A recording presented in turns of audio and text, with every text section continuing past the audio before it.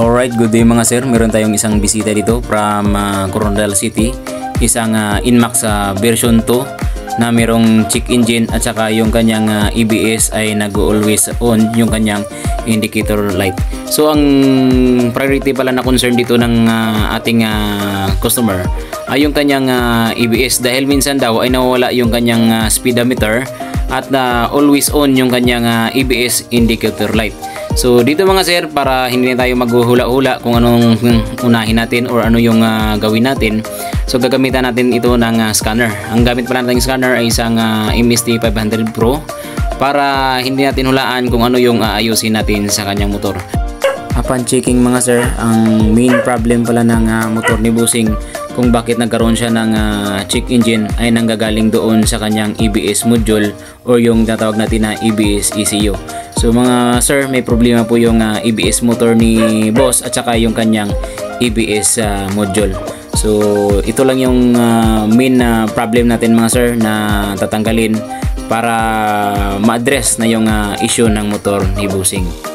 Malaking bagay po ito para sa ating mga mekaniko ang magkaroon ng diagnostic tools kasi sa panahon ngayon nasa FI era na tayo at yung mga motor natin ay mayroon ng ECU equipped.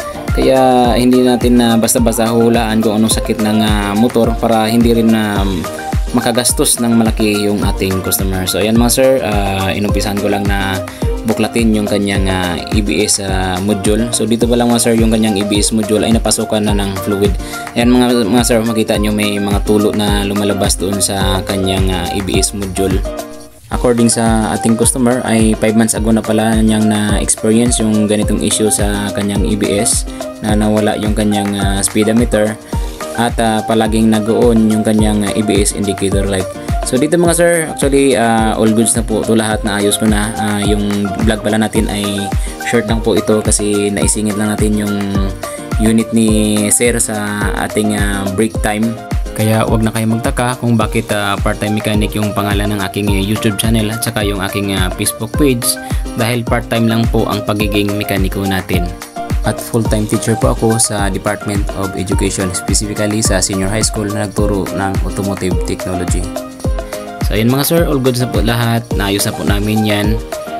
Ayan, after ko dyan naayos yung kanyang module issue, so naayos ko na rin yung kanyang mga bearing, napalitan na rin namin lahat.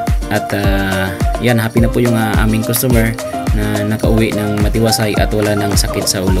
So yun lang mga sir, kung hindi pa kayo nakapag-subscribe sa aking channel, pwede pong pahingi ng pabor para makatulong din naman sa aking vlogging career. At palike and follow na rin sa aking Facebook page para laging po yung updated sa next upload.